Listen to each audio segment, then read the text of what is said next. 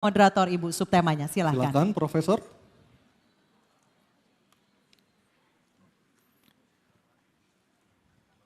Subtema apa yang diambil Profesor Siti Zuhro? Kita lihat bersama-sama.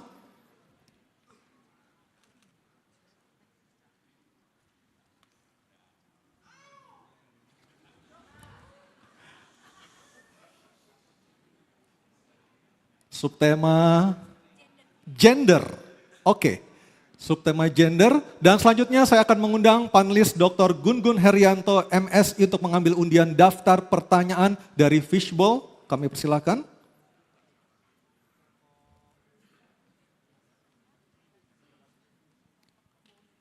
Bisa disebutkan, Profesor Gun-Gun? A. Oke, baik. Gender huruf A. Saya akan mengambil amplopnya. Baik, ini.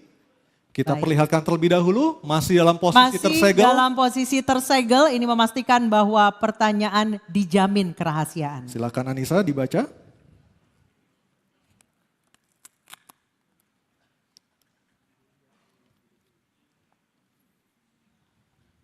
Baik, kami ingatkan para calon gubernur untuk mendengarkan pertanyaan dengan seksama karena pertanyaan tidak akan kami ulang.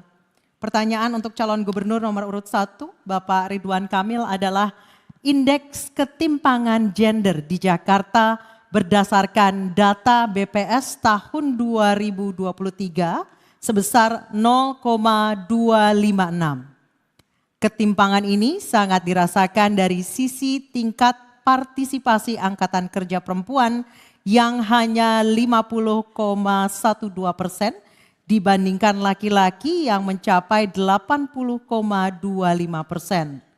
Ketimpangan gender juga memposisikan perempuan sebagai pihak yang dilemahkan, di mana angka pendidikan minimal SMA pada perempuan hanya 65,54% dibandingkan laki-laki yang mencapai 72,71%.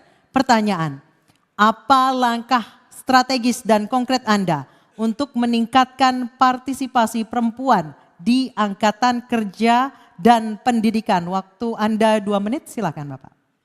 Terima kasih. Kota itu pada umumnya hanya aman buat lelaki dewasa secara teori.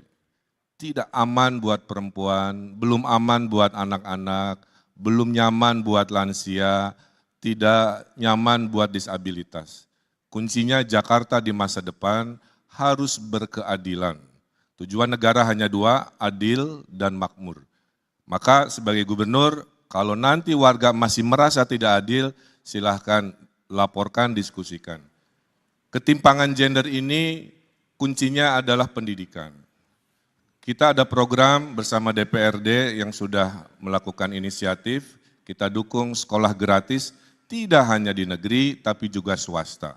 Swasta yang ditunjuk. Insya Allah partisipasi sekolah, ada 1.100-an yang putus sekolah, itu kita bisa lakukan sebuah dukungan khususnya ke kaum perempuan. Kita ada program namanya Sekolah Perempuan, buat emak-emak, buat ibu-ibu, nanti sekolahnya di Balai RW. Kurikulumnya tentang ekonomi keluarga, keharmonisan keluarga, dan lain sebagainya. Emak-emak yang butuh pekerjaan, kita ada kredit mesra, tanpa bunga berbunga, tanpa agunan, daftar emak-emaknya cukup ber5. Inilah namanya kredit kelompok, 1, 2, 3, 4, 5. Satu masalah, 4 bertanggung jawab, puluhan ribu sudah pernah saya lakukan.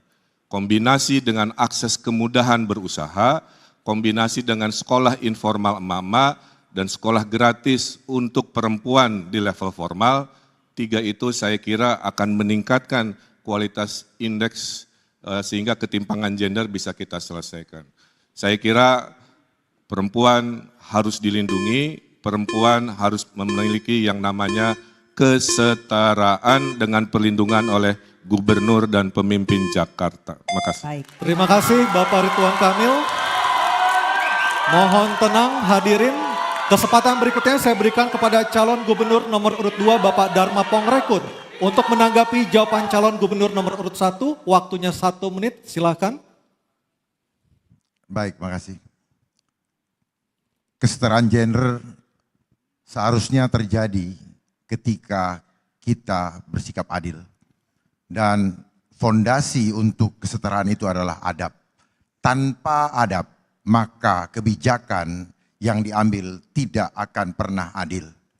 Oleh sebab itu, Pemprov DKI, khususnya Dinas Tenaga Kerja, harusnya selalu mengumumkan secara transparan peluang-peluang kerja yang ada di Jakarta dan dibagi sesuai dengan persentase yang diharapkan dan diinginkan oleh perundang-undangan. Oleh sebab itu, mari kita kembali menjaga adab supaya kita dapat bersikap adil sehingga kebijakan-kebijakan yang dirasakan tidak malah membuat perasaan rakyat tidak adil. Terima kasih. Baik, terima kasih. Tenang dulu, selanjutnya calon gubernur nomor urut 3 Bapak Pramono Anung untuk menanggapi jawaban calon gubernur nomor urut 1. Waktu Anda 1 menit, silakan. Secara konkret, kami akan mengadakan yang dinamakan job fair yang telah kami sampaikan untuk 3 bulan sekali di kantor kecamatan. Tugas kantor kecamatan adalah juga sekaligus menjadi balai latihan kerja, terutama bagi wanita. PPSU yang sekarang ini syaratnya SLTA akan kita potong menjadi SD. Yang paling penting adalah bisa membaca dan menulis. Karena memang menjadi persoalan bagi wanita, bagi perempuan, mereka rata-rata lulusannya di bawah, yang bekerja untuk level di bawah adalah di bawah SLTA.